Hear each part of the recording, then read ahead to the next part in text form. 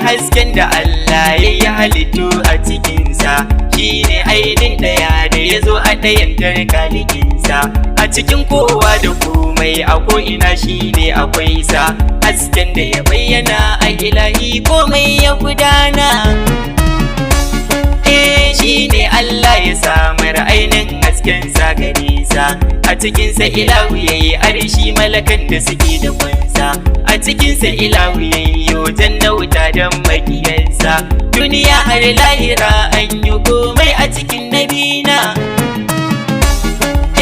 A cikinsa akai dukan malakan da suke hidima gare sa, aini na ruwa da yumbu hasken annaba asalinsa, shi ne aini na Adam da anbiya sun zo cikinsa, aininsa ya bayyana karshe a Muhammadu shugabana.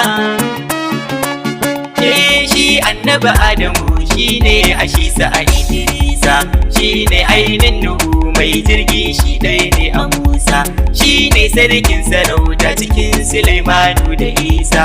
Yau gashi sifa da Abdullahi muji a gurin Amina, shugaban duka annabawa manzan